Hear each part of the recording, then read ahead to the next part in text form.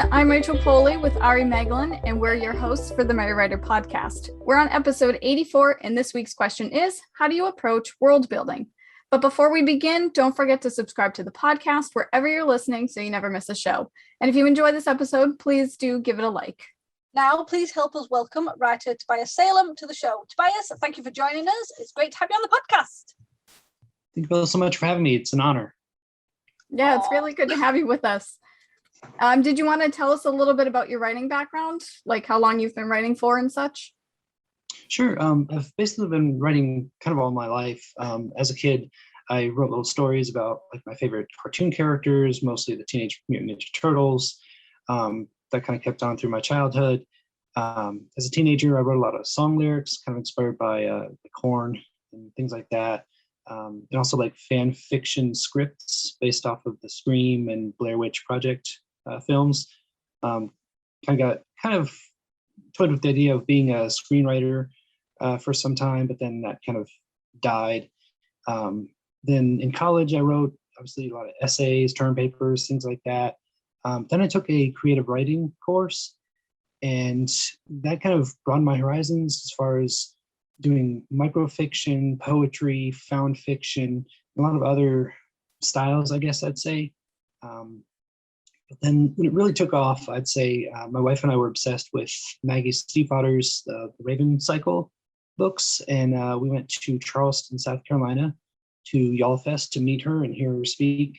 YALLFest is kind of a young adult celebration of young adult books and authors, and it was there that I was really kind of inspired.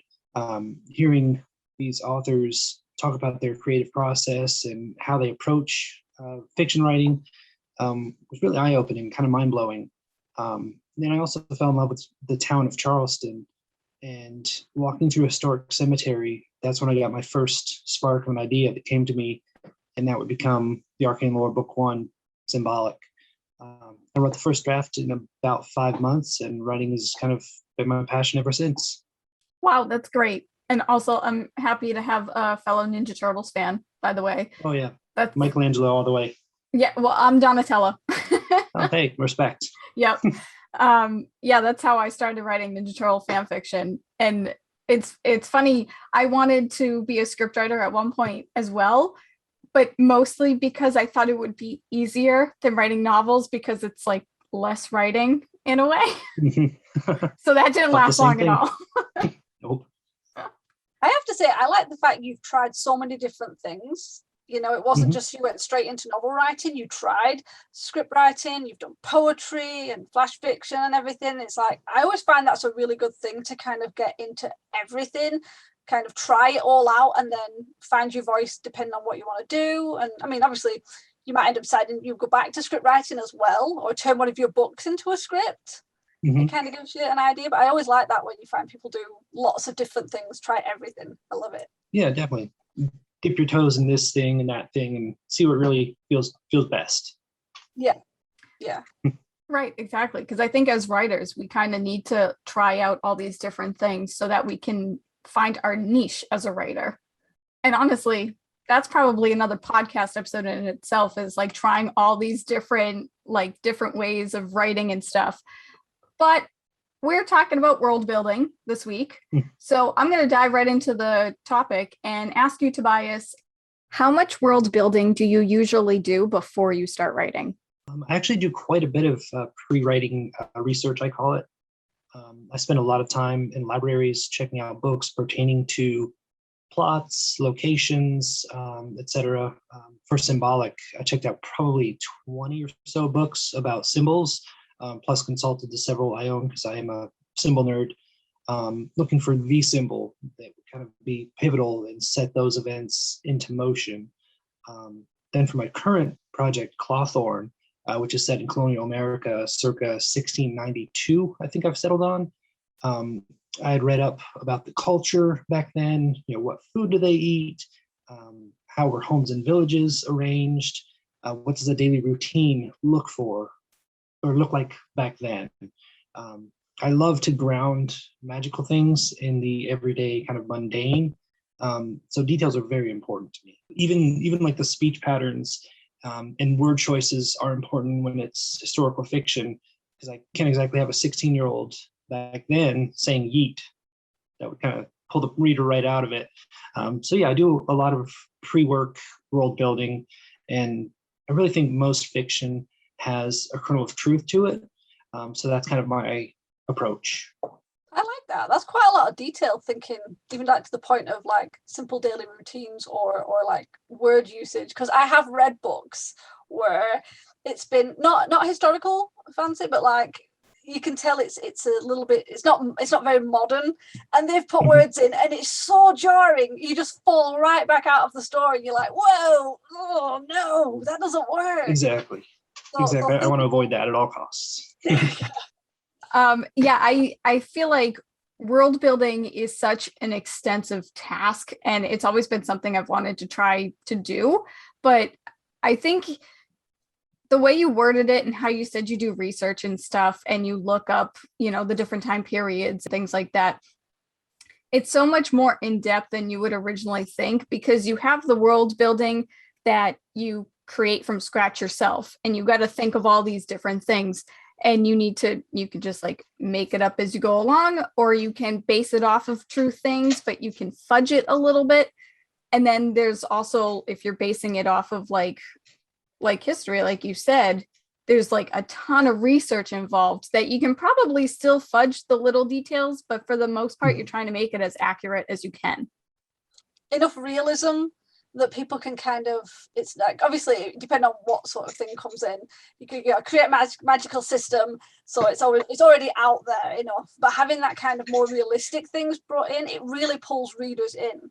I love things like that, really, when you've got how things work, even with magical things, if it's, as you said, like, connected to the mundane, it makes more sense and it makes it more believable than being sort of thrown into a world where it's so out there, which is good, sometimes it's good, but it's so out there that it takes a bit longer to really connect to characters, to really feel the world, because you're having to like picture it all in your head. And if it's too out there, where you have got buildings, you've got little orbs floating, and there's no animals, it's all it's so different that you can't connect as well. Whereas if at least you've got like a basis in reality, it kind of helps.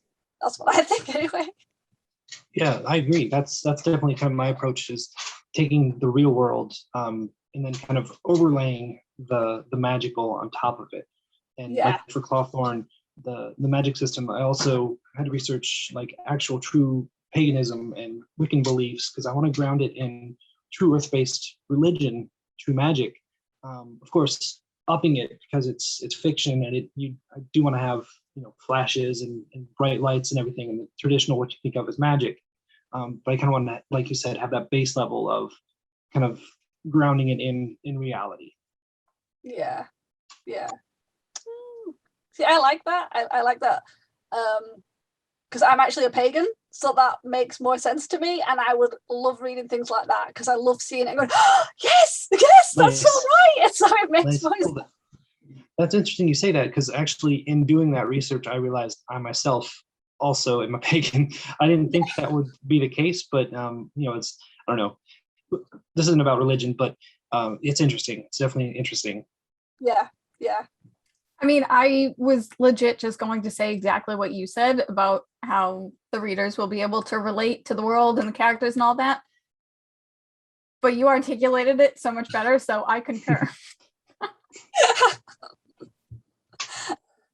Okay, well, we'll move on then.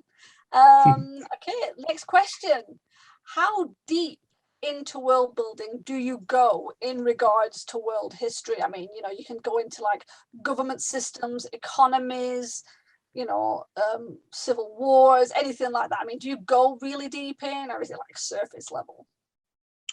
I didn't go that deep for symbolic, but I had to delve pretty deep into government, especially religion, for Clawthorne. My MC Benny was taken in by a vicar and his wife, and those two happened to be leading the charge against witchery in their town, which is called Clawthorne, where I diverged from actual historical witch trials, which this takes place during the Salem witch trials, but my pseudonym being Tobias Salem, I didn't want to use Salem. That'd be a little too on the nose. So I used a fictitious town. But where it diverged is during the witch trials of Salem, no one was burned at the stake. They were all hanged.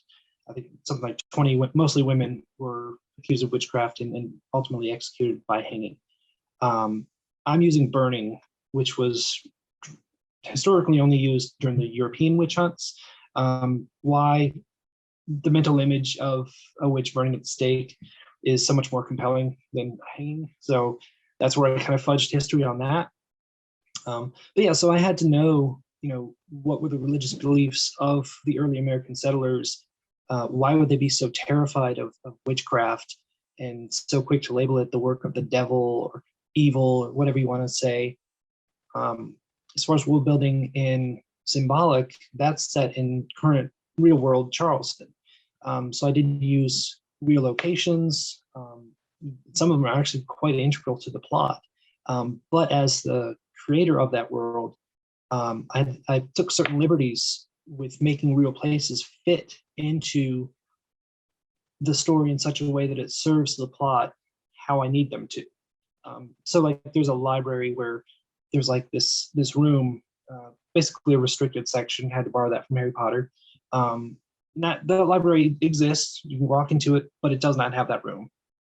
But that serves my story, so I had to do that. I think that's so cool how you're able to look up all these different real world things and be like, you know what, this doesn't necessarily fit what I want to do for my story. So I'm just gonna like add my own twist to it. Because that's kind of the whole point of world building, isn't it? It's that you're building your own world and you have that base, as Ari said, to draw the readers in and show them that this can be a reality, but then you just totally make it your own, and that's what makes the reader stay, because it's so different yet it's so familiar. That's my hope. Well, that's kind of like, it's very urban fantasy, isn't it, where it's like it blends the fantasy modern and reality, so you can do that kind of like, you can put a real town or a real city and then kind of drop in extra things. And I have to admit, I love reading that sort of stuff. Most of the books on my shelf are like urban fantasy like that. So and even if you don't know the area, because I mean I read a lot of stuff that is based in America, and obviously I've only been to one place in America, and nothing's ever set in Florida, so Nope. I can understand why. Sorry to anyone who's listening who's from Florida. But it's interesting, because especially if you find out, oh, there really is a library there, or there really is this place here, you can end up going down the whole rabbit hole of looking up those places after you've read the book. And you can also do interesting marketing by using those real places. So it's that's a kind of a, I need to do that more. I really need to do that more. Thanks. Need to think like that. Yeah, Ari, it's been interesting because symbolic I would classify as urban fantasy, because it is set in using a lot of places from Charleston. But yeah, I actually ended up taking out a few of the specific road names and everything. But I'm such a book nerd that if the Raven Cycle by Megan Stiefvater, if that were set in a real town, me and my wife would absolutely go there and retrace the characters' steps and do what they do. And I love where people can delve right into and be a part of the fictional world overlaid on the real world. So I had a lot of those details, ended up editing them out over time. There's still enough to where people can be like, oh, we're here just like they were. But yeah, it's definitely urban fantasy based, and I love that. Again, magical on top of the real, that's good. As someone who has tried to do world building and failed miserably at it, you guys are making me want to try it again. But hearing the two of you go back and forth about like the real world connections and like just all the research that goes into it and stuff, which, don't get me wrong, I love doing research. I'm like, this is so overwhelming.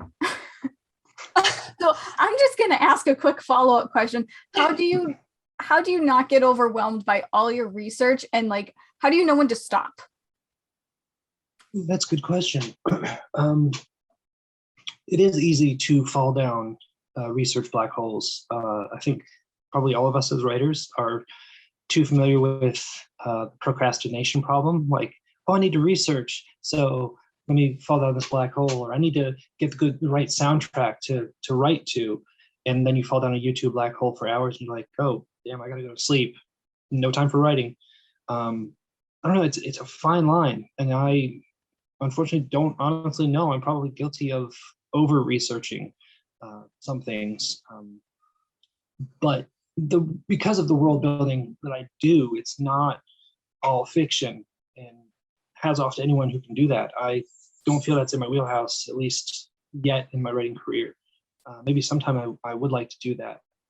And I don't know, it's hard to say. I don't know, that's not really an answer. I'm sorry. No, that's totally fine. I don't think there really is an answer, to be honest. I think it would probably depend on the project, and it also depends on the writer. Because you said you usually do your research before you begin, right? Yes. Yeah, so I'm sure like have you ever stopped in the middle of writing and you were like, oh, I need to look this thing up too, and then you end up doing the research like here and there? Oh, all the time. Yeah. As much pre-planning as I do, like on the symbolic, I'll be writing and I'll be like, wait a second, where is this location in relation to this other location in Charleston? Can they walk there? Would that be feasible, or would they have to get in a car and go? So I definitely will stop in the middle of writing a scene or a chapter and have to almost kind of check myself, confirm, is that the right way to do it? I don't know. Maybe I could just write the chapter, finish it, and then go back and confirm it. But I'm more of the immediate, I want to know now, so I need to check this out while I'm in the process of writing this scene. Others may not be able to do that. They may be kind of taken out of the jive of writing. But I don't know, for me, it's fairly easy to take a step back, confirm this fact or research this really quick, then dive right back in. I have to say, because I write both urban fantasy and full fantasy, and I think with urban fantasy, what helps is because it's mostly in a real place, you can choose how much you want to add fantasy wise. So you do your research on the area, but you can say, right, well, certain buildings, I'm not going to look for all of these. I'm just going to add in this nightclub here. I'm going to add in this restaurant. I'm going to add in this. But you've already got things that are obviously, you've already got like currency that's set up. You've already got governance, unless you want to change it. I've seen things where they've actually changed how the government works and everything. So you can decide how much you want to give of doing research versus creating completely. And strangely enough, because I do full fantasy and I do full on world building, that's actually easier. Really? Because what I do is I would create a world book and I would just spend days and days building up information that I could reference. That's how I would do it. Whereas if you're overlapping on something real, you've got to do more research rather than just create. So you're constantly going, oh wait, what was that over there? Do they have trams? Do they have mayors? It's like you're bouncing back and forward, where if it's your own world, doesn't matter. You want a mayor? You don't want a mayor. You want trams? You don't want trams. Doesn't matter. Just put in anything you want. So the only thing is it's trying to stay consistent. Whereas obviously if it's overlaid, you've got some of it is automatically consistent. If you know those areas or you've done enough research, you know the sort of areas and the sort of people who would live in those areas, the sort of school systems, the sort of governance and things like that. It kind of works. So yeah, I think the overwhelm can come if you try and do all the world building before you start writing. Starting it is brilliant, but you definitely need to do it throughout as well. Like as you said, you'd find things out and go, oh, I better stop and check.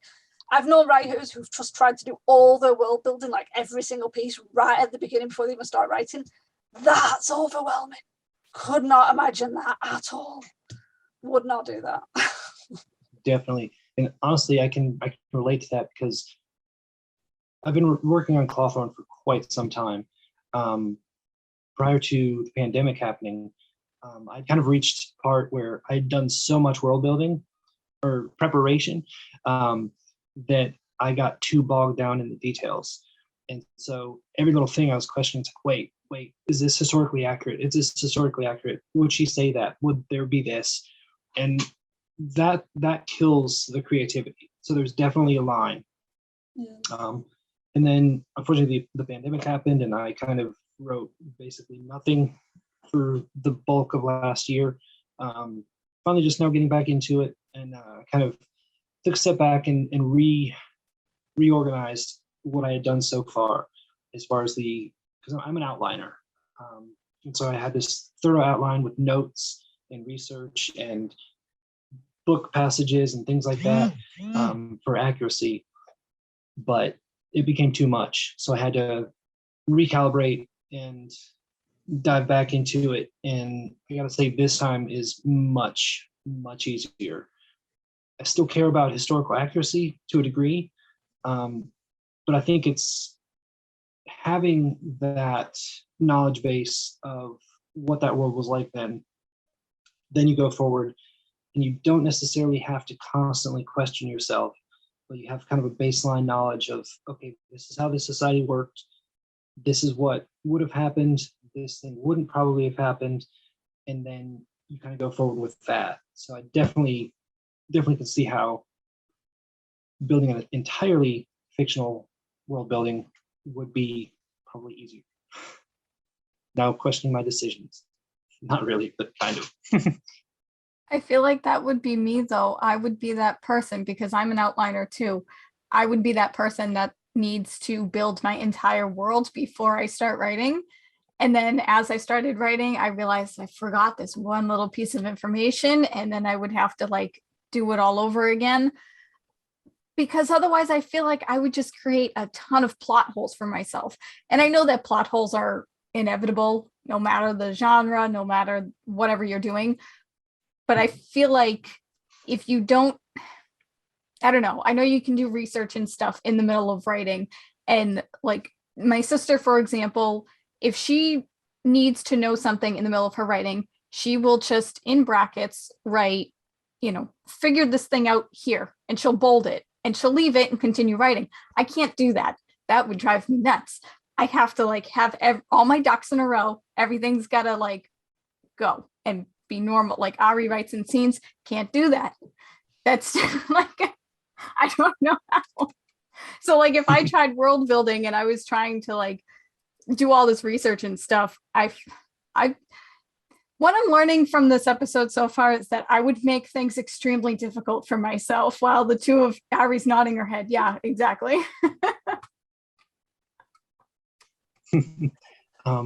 Yeah, you mentioned your sister doing the brackets. That's totally me too.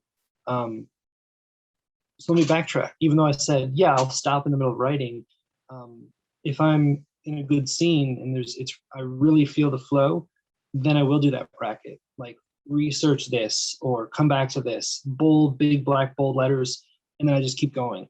Because especially if it's something not vitally important to that scene or to the emotion I'm trying to bring out, especially emotional scenes, if it's more important to build the character in that part than the world, that's when I think I'm more likely to just put the brackets and okay, I'll figure that out later, push forward.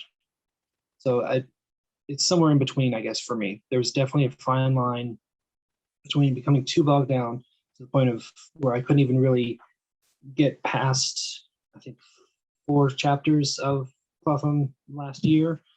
And then, yeah, it's such a fine line. It is. And see, I can't do the brackets. I will make a note to myself on a sticky note or something, but then I will keep writing and it will all be filler. This is why my cozy mystery novel is over 150,000 words, where it should not be that much. Probably not. Wow. See, I do the brackets thing. I do brackets and I do footnotes. If it's something like I'm writing a scene and I'm like, shit, should the sun be this low in the sky at this season? I'll put an asterisk and drop to the bottom of the scene, because it's only a scene, not loads of pages of chapters, and I'll just put notes on saying check sun, or what's this guy's eye color green? I can't remember. Check that. If it's something bigger, then I'll put brackets in and I'll highlight them red. And that can be anything. That can be research, or that can literally be, I cannot be bothered to describe this room right now. I am in the zone with dialogue, so just describe the room, and then I head off and I go back. I couldn't imagine nope, no, I've got to carry on. That's, oh my God, my head would explode doing that. Rachel, how are you doing this? I have no answer for that, actually. I'm just, what you see is what you get. So, with that in mind, I'm just going to go ahead into our final question. So, Tobias, for people who make world building absolutely difficult for themselves, what advice do you have writers beginning their world building process? It's a great question. I'd offer this advice. Again, I don't know if my approach is best, if it's the worst, but it works for me. I'm a plotter, again, up to a point. So I do a lot of pre-research, pre-world building, and then I outline. But there reaches a point in my outlining where the itch to write the thing just becomes too much. I'm like, okay, screw this. I need to write this down because I'm fired up, I'm engaged, I'm really feeling it. So I just push forward on it. But yeah, I would definitely recommend anyone that does plotter versus pantser, that they would do some research, especially for something like high fantasy, where every element of the details of the society, it's just going to help enrich your story and pull people into it more. I mean, it's a two-pronged approach. It's the world building, but it's also the characters. So if you have just one element, then who knows how successful that's going to be. But if you can get both, compelling characters, compelling world building, then you have readers hooked, and they're with you, they're rooting for you. I'd tell them also to not be afraid to take those kind of creative liberties and creative license, so that you have to make sure you can change things if you are grounding it in the real world, like myself and like urban fantasy. You can do that. It's okay. And you might get people say, hey, this library doesn't have that room. It's like, okay, well, no, it doesn't, but I needed that room. So I wrote that room, and it now exists in this world. Maybe it doesn't exist in the real world, but in this book world, it exists. I guess I'd also say that things when you're world building have to make sense. You can't just have a place where suddenly the laws of physics don't exist, where elsewhere in the book they did. Or you can, but it has to make sense. There has to be a reason. So you have to think about, what do I want to do with this story, with these characters, and how do I then build a world around that event, that plot, that character. It's kind of like a Tetris. You have to fit this piece into this piece into this piece, but it's all on the board, and that's the world building. I really like that last piece of advice, especially, is that how everything needs to make sense and there needs to be a reason for it, because you can do whatever you want in fantasy or in fiction in general, but that's an excellent point. There does need to be a reason for anything, for everything. Otherwise, it's just not going to make sense, and it's only going to confuse the readers in the long run. That's the last thing we want to do. Absolutely. That's it. Readers are usually so quick to go, well, I don't understand why this is now happening when it didn't happen in the beginning. And that's the bit they'll focus on, and that's the bit they'll end up in the review. It's not what you want. But actually, when you said about the library and the room on top, the hidden room and everything, and how that's not real. I've not heard it for a long time. To show my age now, but I remember the term was alternative histories books, and it was technically as if the world went along and then it diverged, and that's why you could have the magical things, you could have extra rooms.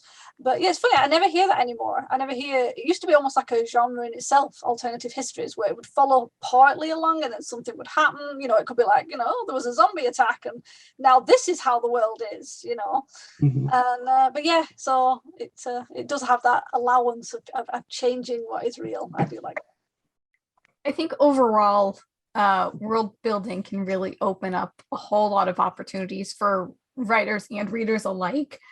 And I think no matter what genre you're writing in, as long as it's fiction, I think there's a little bit of building in every type of project.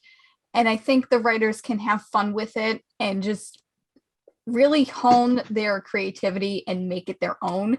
And I think it's just such a cool element to include in any writing whatsoever, even though I apparently do it wrong. There's no right or wrong way. Right. Okay. So I make it difficult for myself. That's fair. Honestly, when this podcast was offered to me, I jumped at the opportunity, and then I was like, this world building, and I that imposter syndrome kicked my ass like immediately. I was like, wait, you don't world build, you talk about Charleston and it exists. How easy is that? But then I realized it's like my wife actually was like, honey, you world build whatever you write because you make it fit what you want to do. And so I was like, okay. So then I took a step back and I was like, okay, well, yeah, okay. So I did. And especially with Cawthorn, I am building this world because what exists is how society was in colonial times. But the world building really is going to take place with how I treat the witches' covens that mostly live in the woods and things like that. So that's when the creativity aspect of it really comes into play. So yeah, it was a little intimidating, honestly. But I just want to say thank you both for offering this to me, and it's been really fun. Oh, seriously, it was such a pleasure to have you on the show with us. And I actually, like what you said, imposter syndrome absolutely sucks, but we all go through it. And I think world building, it's not just about building a world, it's really about showing your creativity. And that's exactly what you do. And I think that's awesome. Yeah, in fact, I think too many writers hear the word world building and think, oh, Tolkien, a huge amount of orcs and weird things and dragons. And it's like, no, it isn't. It can be with urban fantasy, even with a bit of reality. It's still world building. You're still having to think, how is this magical system going to fit in here? How is this system of governance going to fit in? How are societal norms going to fit in this reality? So it is all world building. And that's why I think this has been a really good episode, because there'll be people listening to this going, oh, I didn't know I did world building, because I do that. And it's like, yeah, you do. So yeah. Okay, that's me now. See, we're all here to help each other out. Indeed.